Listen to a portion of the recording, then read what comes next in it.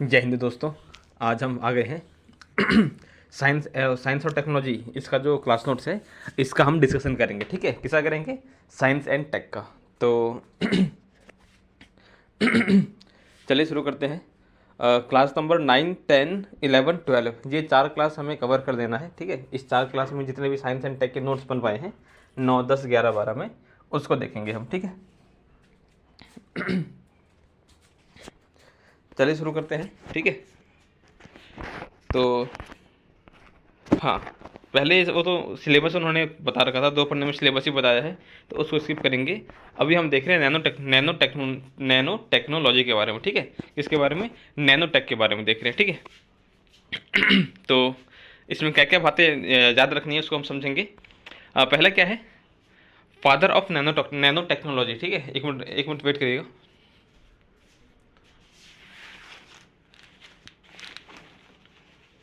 हाँ, तो father of nano technology ये किसे कहते हैं हम? हेनरिक रोहरर को। ठीक है ना, हेनरिक रोहरर क्या है? Father of nano technology. ठीक है, कौन है?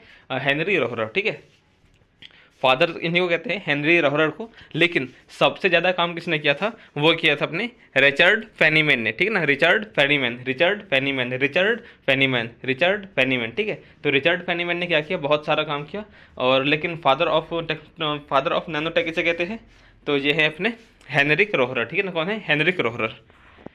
तो 1958 में, ठीक है ना, इन्होंने, किसने? रिचर्ड फेनीमैन ने 1958 में कहा था कि आधार में बहुत सारे स्थान खाली हैं। इसी के बाद से क्या हुआ? नैनोटेक जो है, नैनोटेक के क्षेत्र में बहुत सारे काम किए गए। ठीक है, फिर देख रहे हैं साइंस। ठीक है, अच्छा, यहाँ तक समझ में आ गया। अब देखते हैं साइंस जो है, साइंस की 3 ब्रांचेज है। ठीक है ना, कण के आधार पर 4 साइंस के 4 ब्रांच होते हैं। ठीक है, पहला कौन सा होता है?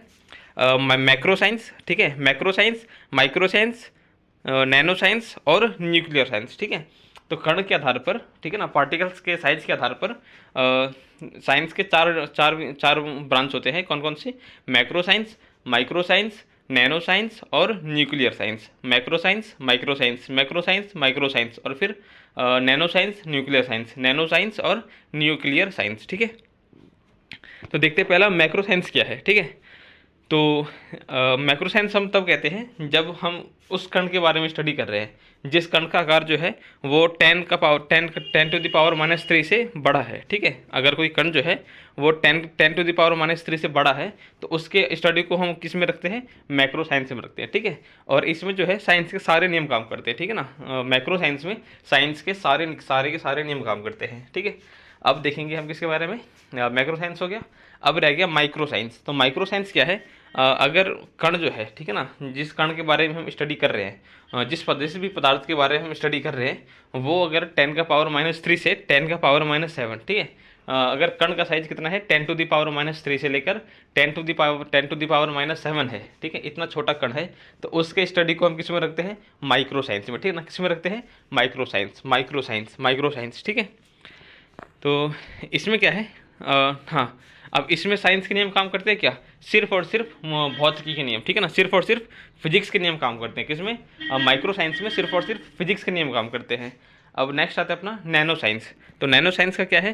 पार्टिकल का साइज कितना होता है इसमें? 10⁻⁷ से लेकर 10⁻⁹ मीटर। ठीक है ना, कितना होता है? 10⁻⁷ मीटर से 10⁻⁹ मीटर तक होता है नैनो साइंस का कण का साइज। तो इसको हम डालते हैं किसमें? नैनो साइंस में। ठीक है, अब इसमें फिजिक्स के नियम काम नहीं करते। ठीक है, मैक्रो साइंस में सारे के सारे नियम काम करते हैं, माइक्रो साइंस में सिर्फ और सिर्फ फिजिक्स के नियम काम करते हैं, और नैनो साइंस में फिजिक्स के नियम काम नहीं करते। और फिर लास्ट में आता है अपना न्यूक्लियर साइंस। तो इसमें क्या है? कण का जो साइज है 10⁻⁹ मीटर से 10⁻⁻15 मीटर होता है। ठीक है ना, 10⁹ से 10⁻⁻15, 10⁻⁹ से 10⁻⁻15 मीटर। ठीक है ना, इतना छोटा कण रहता है, तो उसका स्टडी को हम डालते हैं किसमें? न्यूक्लियर साइंस में। और इस अवस्था में, ठीक है ना, न्यूक्लियर साइंस में सिर्फ और सिर्फ क्वांटम फिजिक्स के नियम काम करते हैं। ठीक है, तो क्वांटम फिजिक्स के नियम कब काम करते हैं? कहाँ काम करते हैं? तो न्यूक्लियर साइंस में काम करते हैं। ठीक है, याद रहेगा। फिर देख रहे हैं नैनोटेक है क्या। ठीक है ना, नैनोटेक क्या होता है? तो कण का आकार, ठीक है ना, कण, अगर नैनो तकनीक क्या है? पहले तो डेफिनेशन आगे लिखा हुआ है। हाँ, वह तकनीक क्या है, वह तकनीक जिसमें कणों का आकार जो है 10⁻⁻7 मीटर से 10⁻⁻9 मीटर तक के बीच होता है, जिसके द्वारा, ठीक है, तथा जिसके द्वारा मनुष्य के वर्तमान के सभी समस्याओं का हल कर पाना संभव है। ठीक है, क्या करना, मनुष्य के सभी प्रकार के समस्याओं का हल कर पाना संभव है, उसको हम कहते हैं, वैसे उस तकनीक को हम कहते हैं नैनो तकनीक। ठीक है, हाँ हाँ। तो और इसमें क्या है, इस तकनीक पर विज्ञान के नियमों का प्रभाव नहीं पड़ता। ठीक है ना, इस तकनीक में विज्ञान के नियमों का कोई प्रभाव नहीं पड़ता, तो इसी को कहते हैं हम नैनो तकनीक। ठीक है, इसमें अपरिमित असीमित, ठीक है ना, असीमित शक्तियाँ पाई जाती हैं। ठीक है, बहुत ही ज़्यादा शक्तियाँ इसके अंदर, रक्षा क्षेत्र की बात करें, नाभिकीय क्षेत्र की बात करें, चिकित्सा क्षेत्र की बात करें, ठीक है, ऑटोमोबाइल क्षेत्र की बात करें, नैनो पेंट की बात करें, इन सभी फील्ड में क्या है, इन सभी फील्ड में नैनो टेक का जो है बहुत ही ज़्यादा पावरफुल है।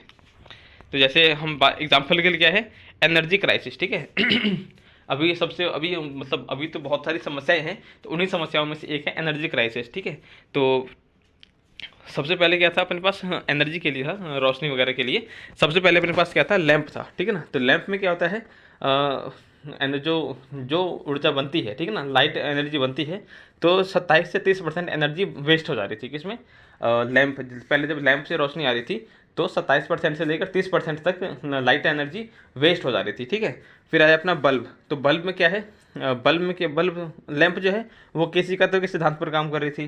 फिर आया अपने पास वो बल्ब। ठीक है, तो बल्ब के आविष्कार कौन थे, कौन थे, थॉमस एल्वा एडिसन। कौन थे, Thomas Alva Edison, Thomas Alva Edison, Thomas Alva Edison. ठीक है, तो थॉमस एल्वा एडिसन जो थे, इन्होंने बल्ब बनाया था, और बल्ब का जो फिलामेंट है वो किसका बना होता है, टंगस्टन का। ठीक है, बल्ब का फिलामेंट किसका बना होता है, टंगस्टन का, टंगस्टन का। ठीक है, टंगस्टन का। ठीक है, अब ये इसमें क्या है, इसमें भी 35 से 45% एनर्जी वेस्ट हो रही थी। ठीक है ना, कि कितनी एनर्जी वेस्ट हो रही थी बल्ब में, तो 35 से 35% से 45% तक एनर्जी वेस्ट हो रही थी। ठीक है, अच्छा, हाँ, अब ये बल्ब है, बल्ब के अंदर कौन सा गैस भरा रहता है, आर्गन। ठीक है, बल्ब के अंदर कौन सा गैस भरते थे हम लोग, आर्गन गैस भरा रहता था। ठीक है, फिर आता है अपना इलेक्ट्रिक ट्यूब। ठीक है ना, फिर क्या है अपना इलेक्ट्रिक ट्यूब आया, ये किसने बनाया था, पीटर हैविट ने। ठीक है ना, इलेक्ट्रिक ट्यूब किसने बनाया था, पीटर हैविट ने बनाया था इलेक्ट्रिक ट्यूब। ठीक है, इसके अंदर, ठीक है, इलेक्ट्रिक ट्यूब बना लिया। इसमें भी क्या है, 57 से 65% के आसपास ही क्या हो रहा था, एनर्जी बन पा रही थी। ठीक है ना, कितना, 57 से 65% तक एनर्जी बन पा रही थी, बाकी एनर्जी वेस्ट हो जा रही थी। ठीक है, अब इसमें क्या है, अच्छा, ये किसका बना होता है, बल्ब किसका बना होता है, बेरियम क्लोराइड का। ठीक है ना, बल्ब किसका बनता था, ट्यूब में, सॉरी, इलेक्ट्रिक ट्यूब में जो बल्ब बनता था वो किसका बनता था, barium chloride, barium chloride, barium chloride. ठीक है ना, किसका, बेरियम क्लोराइड का बल्ब बनता था, और उसके अंदर गैस, ठीक है ना, उसके अंदर जो गैस डाली जाती, गैस कौन सी डाली जाती थी, तो पारा और आर्गन। ठीक है ना, पारा और आर्गन का वेपर, ठीक है ना, वाष्प वाष्प डालते थे। ठीक है ना, ट्यूब के अंदर क्या डालते थे, ट्यूब किसकी बनी थी, बेरियम क्लोराइड की, और ट्यूब के अंदर गैस कौन सी डाली जाती थी, तो गैस डाली जाती थी अपनी कौन सी, पारा और आर्गन। ठीक है ना, पारा और आर्गन के वाष्प को उस ट्यूब के अंदर डाला जाता था। ठीक है, तो इससे क्या होता है, फिर एनर्जी बनती थी, फिर भी वही 65% तक एनर्जी बनती थी, कन्वर्ट होती थी, बाकी एनर्जी वेस्ट हो जा रही थी। और इलेक्ट्रिक ट्यूब बनाया किसने था, वो बनाया था अपने पीटर हैविट ने। फिर आया अपने पास CFL। तो CFL किसने बनाया था, ये बनाया था अपने हैमर ने। ठीक है ना, CFL बनाया था हैमर ने, CFL hammer, CFL hammer, CFL hammer. तो CFL बनाने वाले का नाम क्या था, हैमर था। और CFL में क्या था, हाँ, तो बस इसमें यही है।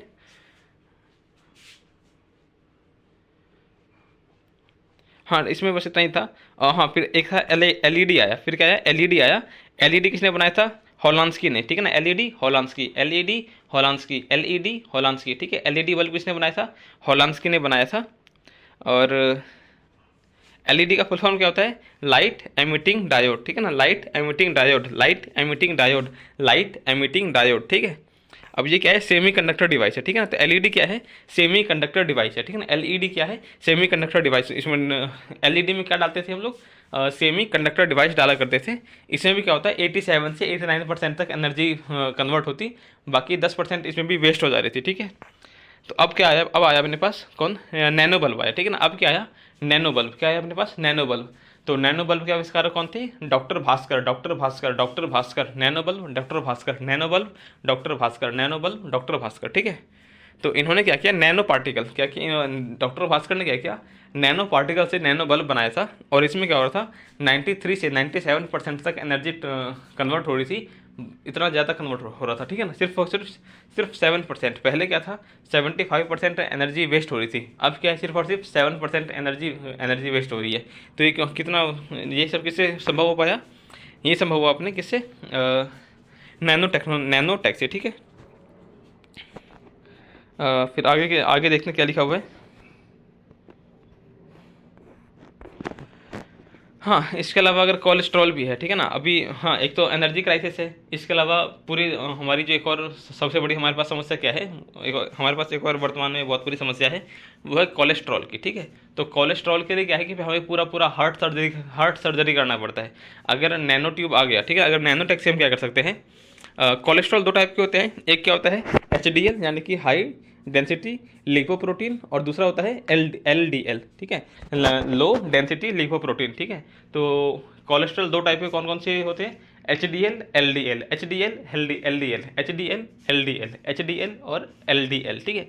तो HDL तो अच्छा है और LDL बेकार है, ख़राब होता है। तो LDL अगर हमारे कहीं पे किसी ब्लॉक में किसी नस में फंसा रह गया, ठीक है, जम गया, तो ये क्या करता है, हम क्या करते हैं, पूरा हार्ट की सर्जरी नहीं करनी, ब्लड लेस सर्जरी कर सकते हैं हम, ठीक है। नैनो टेक्नोलॉजी से हम क्या कर सकते हैं, ब्लड लेस सर्जरी कर सकते हैं, ठीक है। और हम हाँ, तो वही है, नैनो बोट का यूज़ करके हम क्या करेंगे, जहाँ पर कोलेस्ट्रॉल जमा है, ठीक है ना, लिपोप्रोटीन जो LDL जहाँ पर जमा है, वहाँ पर जाकर उसको क्या कर सकते हैं, हटा सकते हैं, रिमूव कर सकते हैं वहाँ से, ठीक है। तो ये हो गया कि अपना, अभी हमने क्या देखा, क्लास नंबर 9 हमने देख लिया। अब देखेंगे हम क्लास नंबर 10, ठीक है।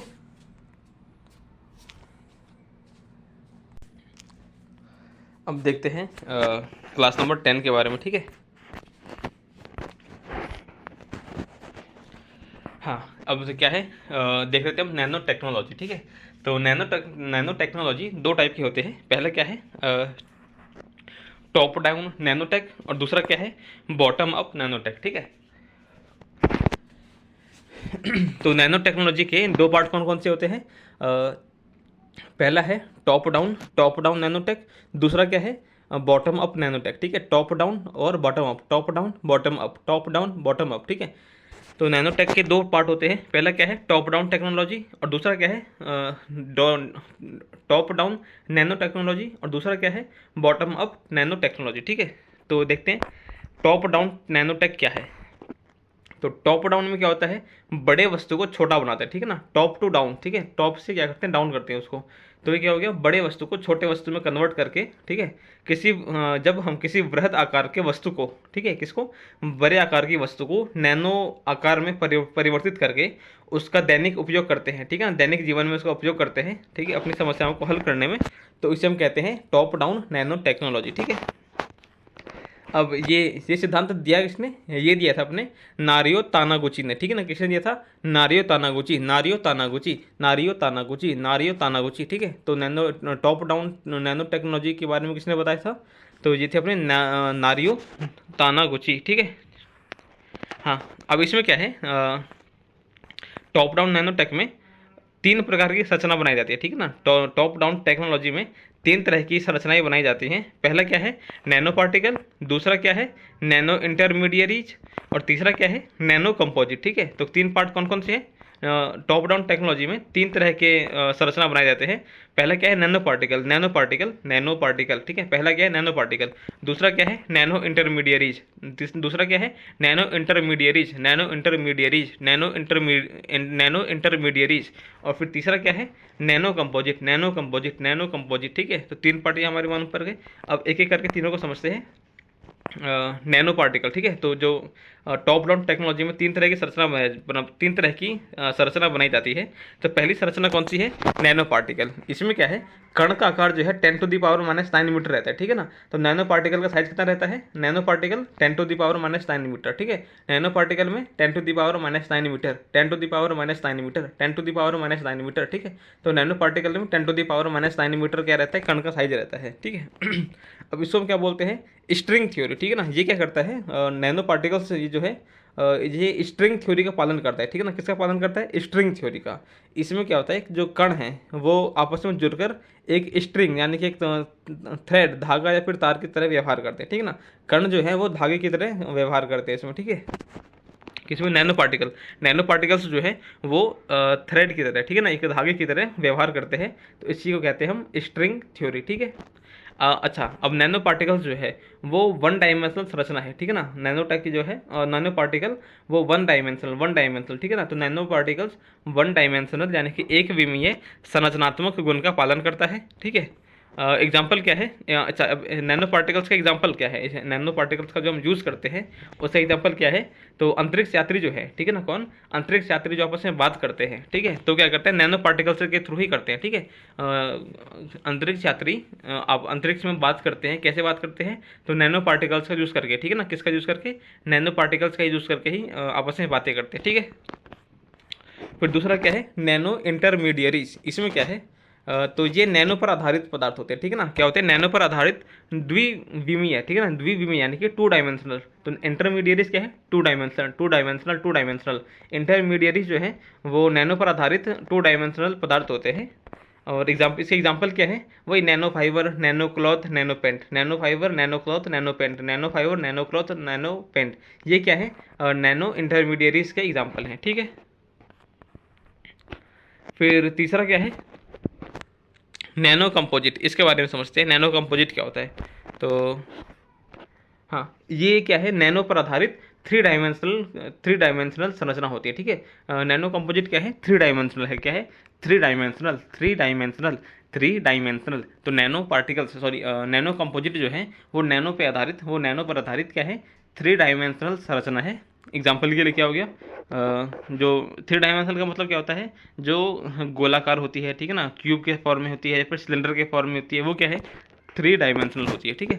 अच्छा, नैनो कंपोजिट के एग्जांपल क्या हो गए, नैनो मेडिसिन बनाते हैं हम, ठीक है ना, नैनो कंपोजिट का यूज करके हम क्या बनाते हैं, नैनो मेडिसिन बनाते हैं, ठीक है, nano medicine, nano boat, nano medicine, nano boat, nano medicine बनाते हैं और फिर नैनो बोट बनाते हैं, ठीक है। फिर दूसरा क्या है, ये हमने क्या देखा, टॉप डाउन नैनो टेक्नोलॉजी। अब क्या आता है हमारा, अब आता है बॉटम अप नैनो टेक्नोलॉजी। इसमें क्या है, परमाणु का आकार कितना होता है, हाँ इसमें क्या देखना है, ठीक है, कुछ कुछ बातें ध्यान रखनी है। अति न्यून कण, ठीक है ना, क्या करते हैं हम, जब किसी अति न्यून कण जैसे कि परमाणु हो गया, नाभिक हो गया, इलेक्ट्रॉन, प्रोटॉन, न्यूट्रॉन, क्वार्क, ये सब क्या है, अति न्यून कण है। तो अति न्यून कण को हम क्या करते हैं, नैनो कण में परिवर्तित करके अपने दैनिक जीवन की समस्याओं को हल करने में इसका उपयोग करते हैं। तो इसको हम कहते हैं बॉटम अप नैनो टेक्नोलॉजी, ठीक है। तो क्या है, बॉटम अप नैनो टेक्नोलॉजी, ये क्या है, याद रहेगा बिल्कुल। तो यह इस नैनो तकनीक का सिद्धांत एरिक डेक्सलर नामक वैज्ञानिक ने दिया, ठीक है। तो अच्छा, अब यहाँ पर ध्यान क्या रखना है हमें, टॉप डाउन नैनो टेक्नोलॉजी किसने दिया था, नारियो तानागुची ने, ठीक है ना, किसने दिया था, नारियो तानागुची ने दिया था। और वहीं बॉटम अप टेक्नोलॉजी जो है ये किसने दिया था, ये दिया था अपने एरिक डेक्सलर, ठीक है। तो एरिक डेक्सलर ने क्या किया हमें, एरिक डेक्सलर ने टॉप डाउन बॉटम अप से एरिक डेक्सलर ने बॉटम अप नैनो टेक्नोलॉजी का कॉन्सेप्ट दिया था।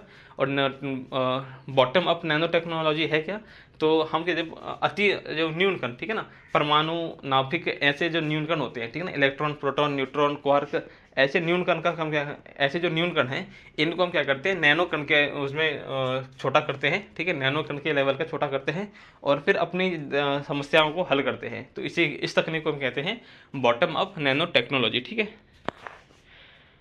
हाँ, तो इस सिद्धांत का उपयोग करके हाल ही में वैज्ञानिकों ने क्या बनाया है, AFM बनाया है, ठीक है। तो बॉटम अप टेक्नोलॉजी का यूज करके क्या बनाया गया है, AFM, क्या बनाया गया है, AFM, ठीक है, क्या बनाया गया है, AFM, ठीक है। तो बॉटम अप टेक्नोलॉजी का यूज करके साइंटिस्टों ने AFM बनाया है। तो AFM का मतलब क्या हुआ, एटॉमिक फोर्स माइक्रोस्कोप, ठीक है, एटॉमिक फोर्स माइक्रोस्कोप, ठीक है।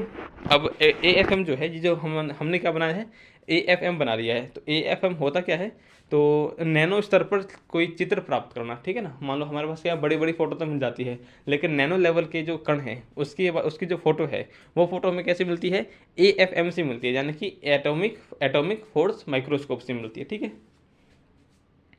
इसका एग्जांपल क्या है, अगर किसी आदमी को कैंसर हो रहा है, ठीक है ना, अगर क्या हो रहा है किसी आदमी को कैंसर हो रहा है तो वो AFM में जाकर क्या करता है, अपनी स्कैनिंग करवा लेता है, ठीक है ना, एटॉमिक फोर्स माइक्रोस्कोप में जाकर उस नैनो लेवल के, ठीक है ना, कि किस कोशिका से कैंसर हो रहा है उसकी स्कैनिंग हो जाती है, ठीक है ना।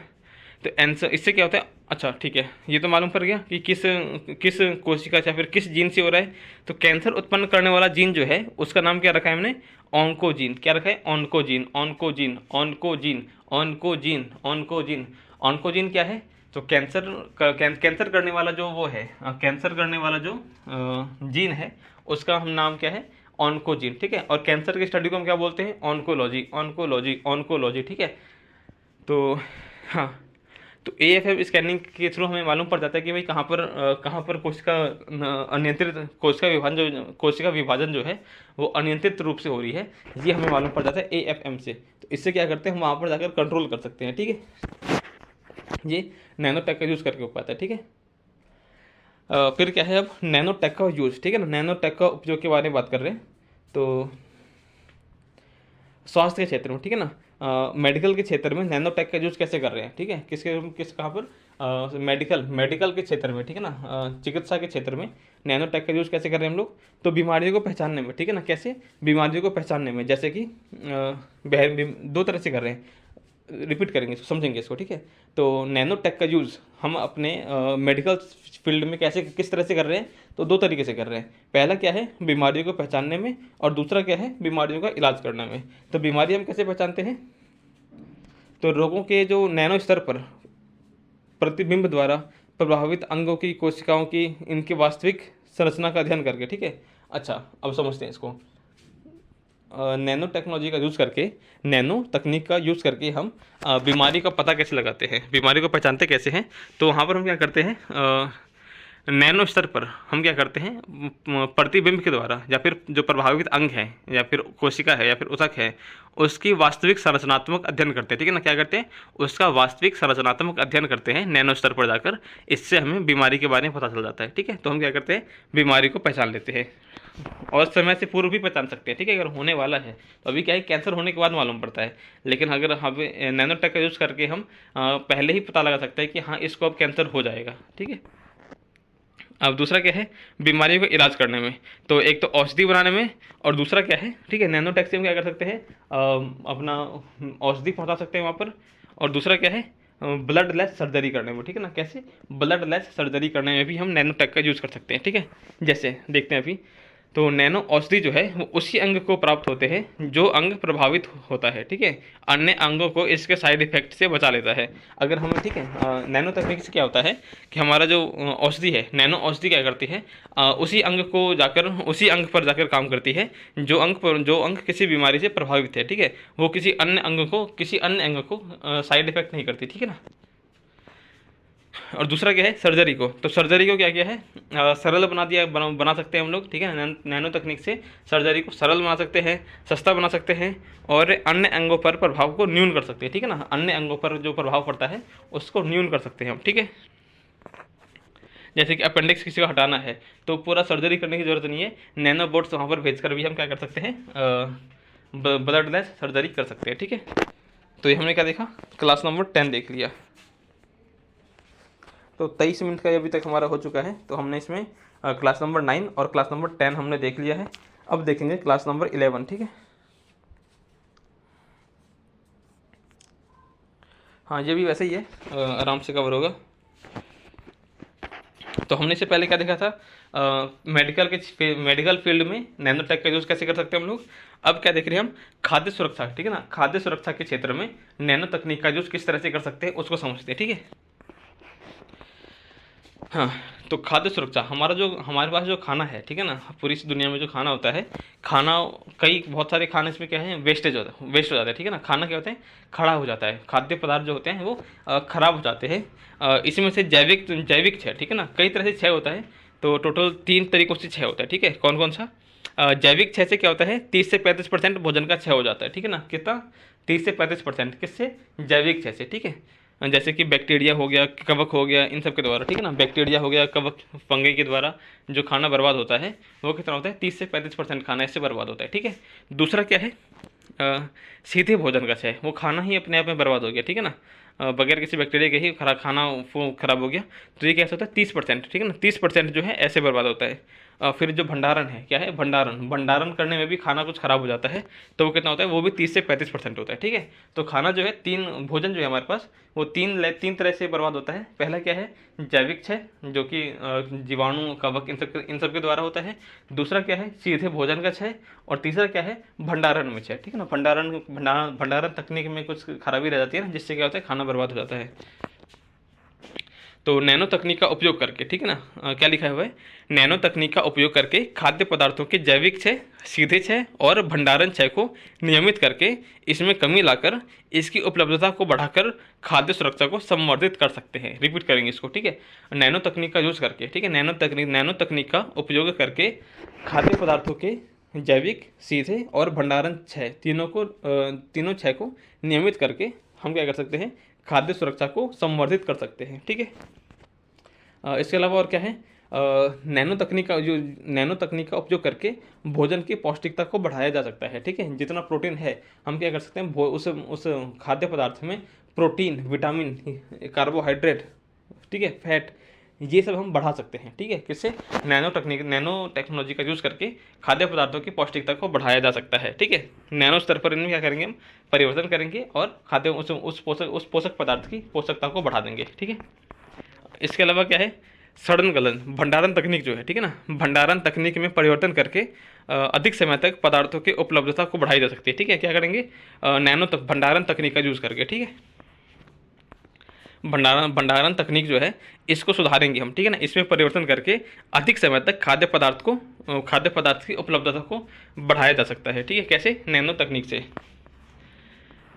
फिर क्या लिखा है, सबके लिए भोजन, सही समय पर भोजन और सही पौष्टिकता का भोजन सभी को उपलब्ध कराने में, खाद्य सुरक्षा गारंटी लागू करने में यह तकनीक अति लाभकारी हो सकती है, ठीक है ना। किसमें, सबके लिए भोजन करना, सबके लिए भोजन उपलब्ध करवाना, सही समय पर भोजन उपलब्ध कराना, सही पौष्टिकता वाला भोजन उपलब्ध कराना, ठीक है ना, खाद्य सुरक्षा की गारंटी को लागू करना, इन सब में नैनो तकनीक बहुत ही लाभकारी हो सकती है, ठीक है। फिर क्या है,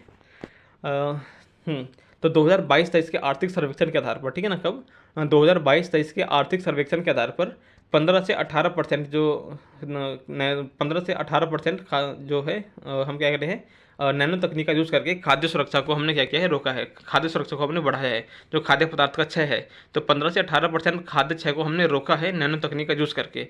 ये डाटा कहाँ मिला है हमें, 2022-23 के आर्थिक सर्वेक्षण में मिला है, ठीक है। अब क्या है, पर्यावरण के क्षेत्र में, ठीक है ना, पर्यावरण के क्षेत्र में नैनो तकनीक का महत्व, इसको समझते हैं। तो प्रदूषण में सीधी सी बात है, पर्यावरण क्षेत्र की बात करें तो प्रदूषण की बात करें हम लोग, तो प्रदूषण में क्या गया, वायु प्रदूषण हो गया, जल प्रदूषण हो गया, मृदा प्रदूषण हो गया, जैविक प्रदूषण हो गया, ये सारे, ठीक है ना। प्रदूषण 4 तरह के हैं, कौन कौन से, पर्यावरण में जो प्रदूषण होते हैं वो 4 तरह के होते हैं, वायु प्रदूषण, जल प्रदूषण, मृदा प्रदूषण और फिर जैविक प्रदूषण, ठीक है ना। क्या, जैविक प्रदूषण।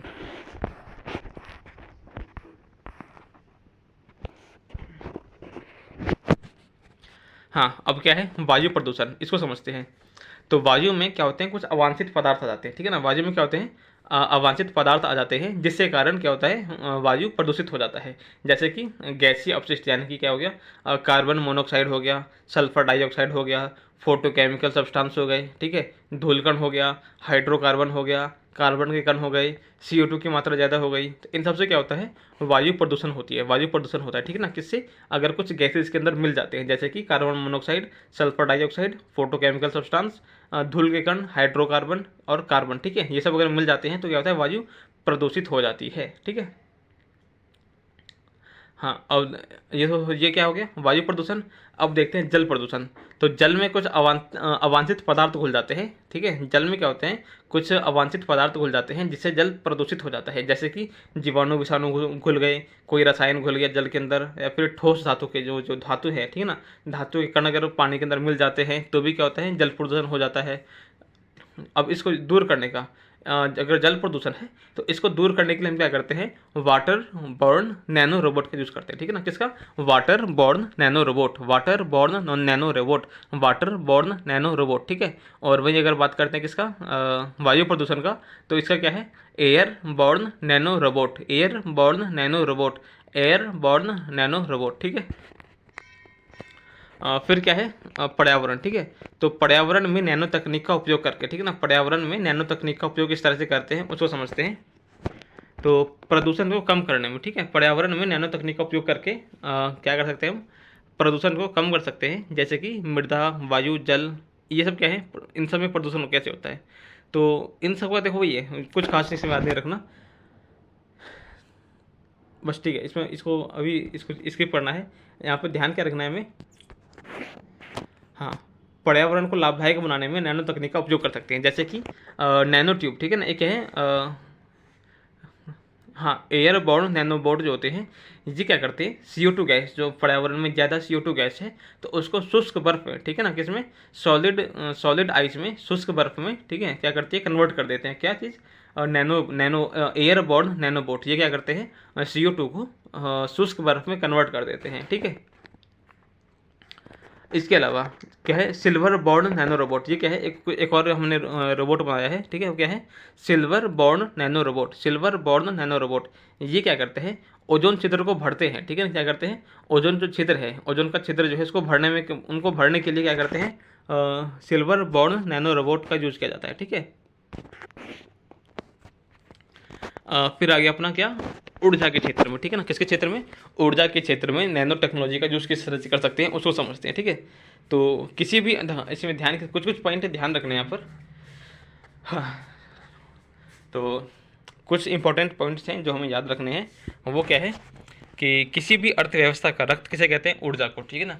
किसी भी अर्थव्यवस्था, कोई भी अगर इकोनॉमी है तो उसका ब्लड हम किसको बोलते हैं, तो एनर्जी को, ठीक है ना। एनर्जी को क्या बोलते हैं, अर्थव्यवस्था का रक्त, अर्थव्यवस्था का रक्त, अर्थव्यवस्था का रक्त ऊर्जा, ठीक है ना, ऊर्जा। तो नैनो तकनीक के द्वारा ऊर्जा के क्षेत्र में असीम बदलाव लाया जा सकता है। कैसे, अगर हम नैनो टेक का यूज़ कर रहे हैं तो ऊर्जा के क्षेत्र में असीम बदलाव ला सकते हैं,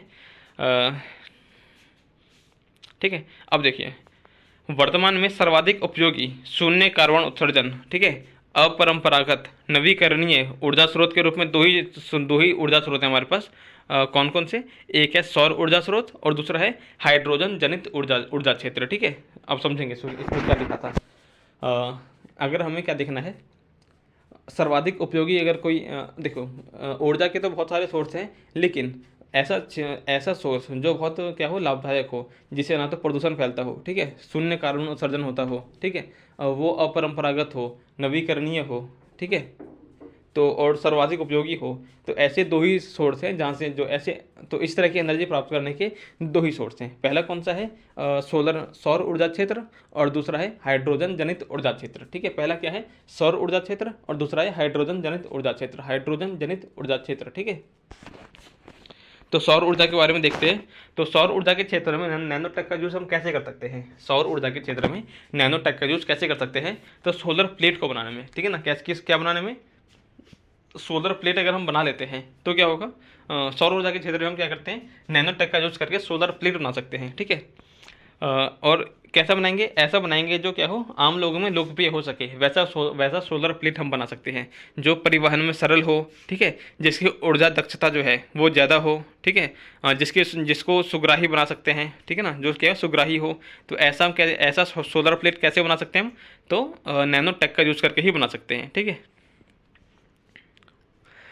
फिर क्या है, वर्तमान में सोलर प्लेट में सिलिकॉन नैनो ट्यूब का उपयोग किया जाता है, जिससे कि ऊर्जा दक्षता और इसके परिवहन को सरल बनाया गया है, ठीक है। वर्तमान में क्या कर रहे हैं हम लोग, वर्तमान में सोलर प्लेट में सिलिकॉन नैनो ट्यूब का यूज़ करते हैं, ठीक है ना, सिलिकॉन नैनो ट्यूब। तो सिलिकॉन नैनो ट्यूब का यूज़ हम कहाँ पर करते हैं, सोलर प्लेट बनाने में फ़िलहाल हम क्या कर रहे हैं, सिल्वर नैनो ट्यूब का यूज़ कर रहे हैं। इससे क्या हो रहा है कि एक तो उसकी ऊर्जा दक्षता ज़्यादा हो रही है, और दूसरा क्या कि वो सोलर प्लेट जो है इसका परिवहन बहुत ही आसान बन पा रहा है, ठीक है। ये तो हो गया सोलर क्षेत्र में 2 काम कर सकते हैं, 2-3 काम। और तीसरा, अच्छा अब क्या है, हाइड्रोजन, हाइड्रोजन जनित ऊर्जा जो है उसमें हम क्या यूज़ कर सकते हैं उसको समझते हैं। तो हाइड्रोजन गैस का भंडारण और इसके द्वारा ऊर्जा उत्पादन को नैनो तकनीक के द्वारा सरल बनाया जा सकता है, ठीक है। तो नैनो तकनीक जो है, ठीक है ना, हाइड्रोजन गैस का भंडारण और उसके ऊर्जा द्वारा उत्पादन को नैनो तकनीक द्वारा सरल बनाया गया है। रिपीट करेंगे इसको। तो नैनो तकनीक के द्वारा हमने क्या कर लिया, तो नैनो टेक्नोलॉजी का यूज़ करके हमने हाइड्रोजन गैस के भंडारण को, ठीक है ना, किसको, हाइड्रोजन गैस के भंडारण को हमने क्या कर लिया, काफ़ी सरल बना दिया, काफ़ी हमने क्या किया, सरल बनाया, ठीक है। फिर क्या है, हाइड्रोजन को कम खर्चे में हमने क्या किया, भंडारित करना सीख लिया। कैसे, नैनो टेक का यूज़ करके हमने CNT बना लिया, ठीक है ना, बोले तो कार्बन नैनो ट्यूब, ठीक है ना। नैनो टेक का यूज़ करके हमने बना लिया CNT, यानी कि carbon nano tube, carbon nano tube, carbon nano tube. अब ये जो कार्बन नैनो ट्यूब है, इसमें हम हाइड्रोजन को कम खर्च में भंडारित कर सकते हैं, ठीक है ना। नैनो, अच्छा, CNT में, कार्बन नैनो ट्यूब में हाइड्रोजन गैस को कम कम ऊर्जा में, ठीक है ना, सॉरी, कम खर्चे में भंडारित कर सकते हैं, ठीक है। इसके अलावा हाइड्रोजन गैस के संलयन में, किसमें, हाइड्रोजन गैस के संलयन में भी नैनो तकनीक काफ़ी उपयोगी हो सकती है। अभी हमने इसमें काम शुरू किया नहीं है, लेकिन फिर भी हाइड्रोजन गैस के संलयन में नैनो तकनीक का उपयोग किया जा सकता है। बस ठीक है, अनुसंधान के दौरान बस इतना ही याद रखना है इसमें। तो ये क्या हो गया अपना, क्लास नंबर 11 हो गया, ठीक है। अब लास्ट बच गया है क्लास नंबर 12, उसको भी देख लेते हैं। 35 मिनट का बना है, मेरे ख्याल से ये 40-45 मिनट का बनेगा, बस उसको भी कवर कर लेते हैं। Class number 12। तो अब क्या देख रहे हैं हम, इससे पहले हमने क्या देखा, नैनोटेक के बारे में समझा, क्या क्या होता है नैनोटेक और उसका यूज़ क्या है, ठीक है। फिर हमने क्या देखा, किस किस फील्ड में क्या क्या यूज़ कर सकते हैं हम नैनोटेक का, वो भी हमने देख लिया, ठीक है। अब क्या है, नैनो तकनीक का विकास, ठीक है ना। अब क्या है, नैनो तकनीक का विकास हम कैसे कर सकते हैं, नैनो तकनीक का विकास कैसे हुआ है भारत में, उसको समझते हैं। तो पहले वही है, पढ़ेंगे और उसके बाद फिर समझेंगे। तो लिखा क्या है, भारत सरकार ने नैनो तकनीक के महत्व को देखते हुए इस क्षेत्र में संरचनात्मक विकास के लिए नैनो मिशन अभियान की शुरुआत करी है, ठीक है। तो भारत सरकार ने क्या किया है, नैनो तकनीक के महत्व को देखते हुए एक प्रोग्राम लॉन्च किया, जिसको हमने क्या बोला, नैनो मिशन, ठीक है ना। किसको, नैनो तकनीक के महत्व को देखते हुए भारत सरकार ने एक मिशन लॉन्च किया, जिसको हम बोलते हैं नैनो तकनीक मिशन, ठीक है। अब ये जो नैनो मिशन हमने स्टार्ट किया था, ठीक है ना, कब स्टार्ट किया था, 2001 में, ठीक है ना। नैनो मिशन कब स्टार्ट हुआ था, 2001 में हुआ था। कब, 2001 में, 2001 में। तो नैनो मिशन स्टार्ट हुआ था अपना 2001 में। और कहाँ से, किसने स्टार्ट किया था, तो हमारे पास एक डिपार्टमेंट है, विज्ञान और प्रौद्योगिकी। कौन है, विज्ञान और प्रौद्योगिकी विभाग ने 2001 में नैनो मिशन लॉन्च किया था, ठीक है ना। क्यों, क्योंकि इसका जो नैनो तकनीक का जो क्षेत्र है, ठीक है ना, उसके महत्व को देखते हुए शुरू किया गया था, ठीक है। तो कुछ जानकारी याद रखनी है हमें। नैनो मिशन 2001 में आया था, ठीक है। इसके नेतृत्वकर्ता कौन थे, तो इसके मतलब किसके नेतृत्व में नैनो मिशन लॉन्च किया गया था, तो ये हैं अपने CNR Rao, CNR Rao, CNR Rao, ठीक है ना। CNR राव जो है, इन्हीं के लीडरशिप में नैनो मिशन जो है लॉन्च किया गया था। अब नैनो मिशन के अंतर्गत NSTI की स्थापना करी गई, ठीक है ना। किसकी स्थापना करी गई, NSTI की स्थापना करी गई, किसके लिए, नैनो मिशन के अंतर्गत एक प्रोग्राम लॉन्च किया गया। नैनो मिशन जो है, इसके अंतर्गत एक कार्यक्रम लॉन्च किया गया, जिसका नाम था NSTI, ठीक है। तो NSTI का मतलब क्या हुआ, nano science and technology initiative, nano science and technology initiative, ठीक है। 2001 में शुरू हुआ था और 60 करोड़ रुपये, ठीक है ना, 60 करोड़ रुपये उसको 2002 इस प्रोग्राम के लिए खर्च किए गए, ठीक है ना। 60 करोड़ रुपये का प्रावधान किया गया। हाँ, अब इसका महत्व क्या है, NSTI का प्रोग्राम हमने देख लिया। नैनो मिशन के तहत NSTI प्रोग्राम लॉन्च किया गया था, शुरू किया गया, और इसको 60 करोड़ रुपये दिए गए थे 2001 में, ठीक है। अब इसका महत्व क्या था, ठीक है ना, इसका उद्देश्य क्या था, NSTI का उद्देश्य क्या था, तो इसका उद्देश्य था नैनो साइंस की उपयोगिता की संभावनाओं को खोजना, ठीक है ना। नैनो तकनीक की उपयोगिता की संभावना को खोजना, नैनो तकनीक की उपयोगिता की संभावना को खोजना, नैनो तकनीक की उपयोगिता की संभावना को खोजना, ये क्या था, नैनो तकनीक का अपने NSTI प्रोग्राम का उद्देश्य था, ठीक है। अच्छा, अब जो NSTI प्रोग्राम था, इसके तहत क्या हुआ, नैनो साइंस के विकास पर, ठीक है ना, 3 क्षेत्रों में नैनो साइंस के विकास पर बल दिया गया, ठीक है। क्या हो गया, नैनो साइंस के विकास पर बल दिया गया था।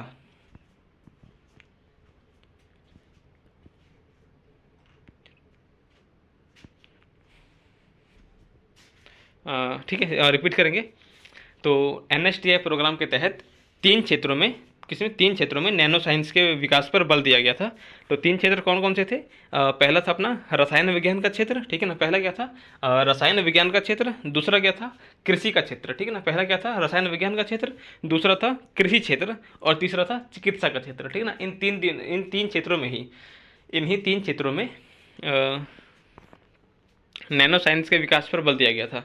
तो रसायन विज्ञान के क्षेत्र में क्या कर सकते हैं हम? बहुलक पर, ठीक है ना, किसमें? बहुलक यानी पॉलीमर बनाने पर, कपड़ा उद्योग में, या फिर नवीन रसायन है उनके उपयोग पर, उनके विकास पर बल दिया गया, ठीक है ना, इस NSTI प्रोग्राम के तहत। फिर ये तो क्या अपना कौन सा रसायन विज्ञान का क्षेत्र। अब देखते हैं क्या कृषि क्षेत्र। तो कृषि क्षेत्र में क्या हुआ? तो नैनो उर्वरक पर, ठीक है, किस पर? नैनो उर्वरक पर बल दिया गया। किस पर? नैनो उर्वरक पर बल दिया गया, ठीक है। और नैनो उर्वरक पर बल दिया गया। फिर नीम कोटेड जो यूरिया होता है, ठीक है ना, किस पे? एक तो नैनो उर्वरक हो गया, दूसरा क्या था नीम कोटेड यूरिया पर बल दिया गया, तीसरा क्या था नैनो स्तर पर खरपतवारनाशी पर, ठीक है ना, नैनो लेवल पर खरपतवारनाशी के विकास पर बल दिया गया। फिर क्या है चिकित्सा के क्षेत्र में? तो चिकित्सा के क्षेत्र में 2 ही काम किए गए। एक तो नैनो मेडिसिन बनाया गया, ठीक है, नैनो मेडिसिन के विकास पर बल दिया गया, और दूसरा क्या था नैनो सर्जरी के विकास पर बल दिया गया। इसमें चिकित्सा के क्षेत्र में 2001 में, ठीक है।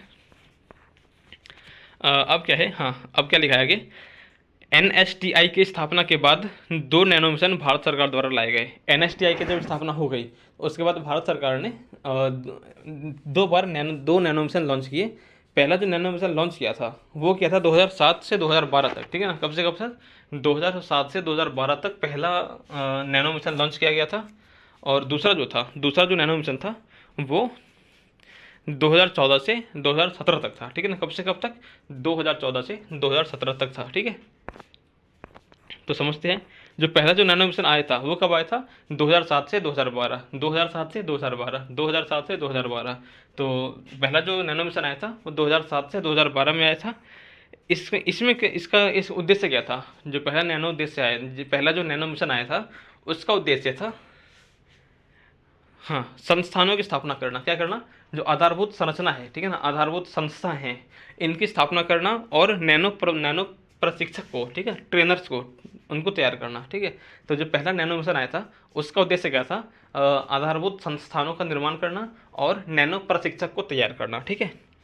इसके लिए क्या हुआ 12वीं पंचवर्षीय योजना में, ठीक है ना, इसके लिए क्या हुआ 12वीं पंचवर्षीय योजना से 1000 करोड़ रुपए, कितने रुपए?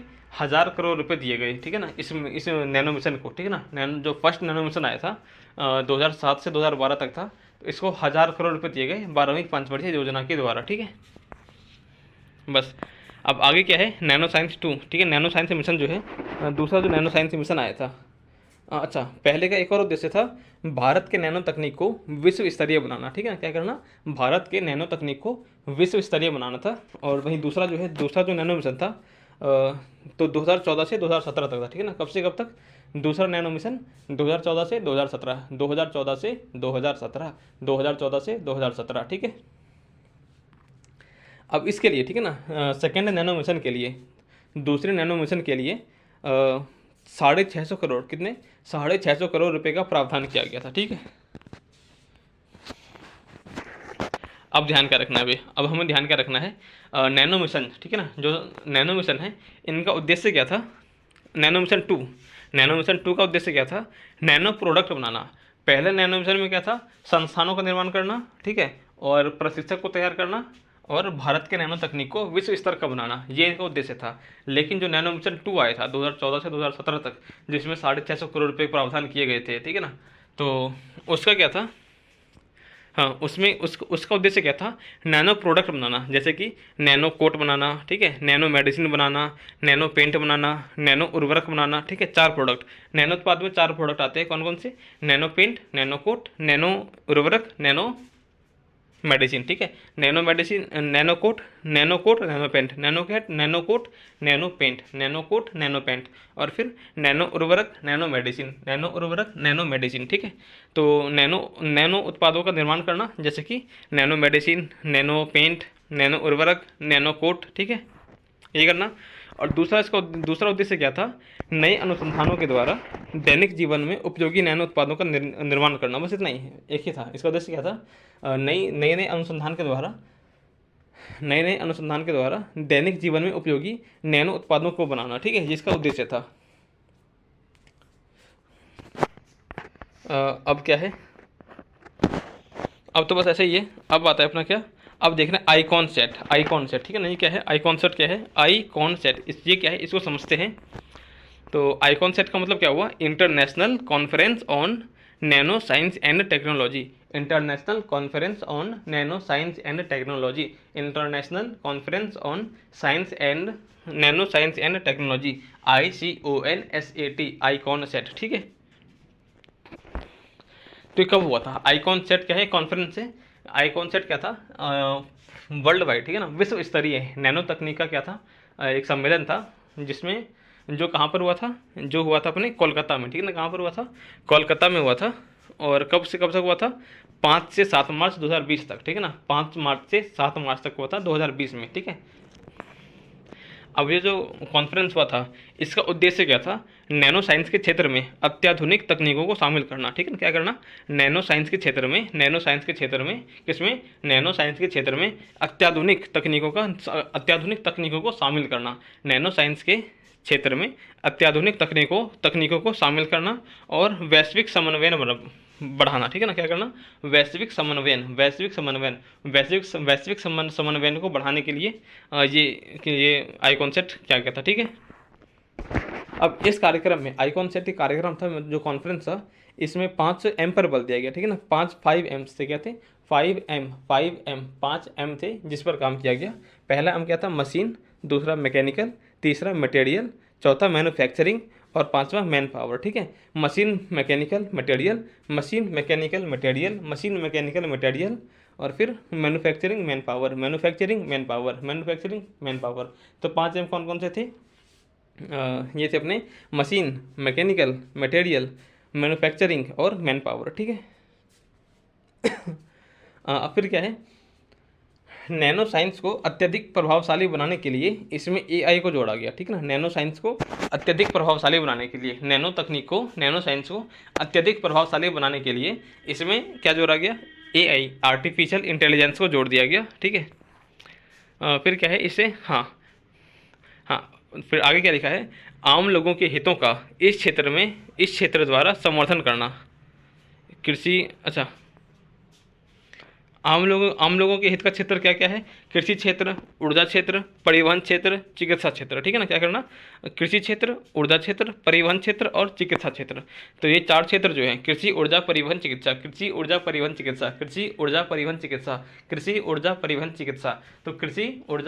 चिकित्सा, ये 4 के हैं, आम लोगों के हित के क्षेत्र हैं, ठीक है। तो इसमें क्या करना, इन क्षेत्रों में क्या करना, इन क्षेत्रों में लोगों के हितों को संवर्धित करना, ये क्या था, इसका उद्देश्य था। बस इतना ही याद रखेंगे इसमें। हमने क्या देखा अभी, क्लास 9, 10, 11, 12 4 क्लास का हमने क्या किया, ऑडियो नोट्स हमने बना लिया, डिस्कशन कर लिया। अब इसको यूट्यूब पर डाल देंगे बाद में, ठीक है। तो चलिए, जय हिंद, जय भारत।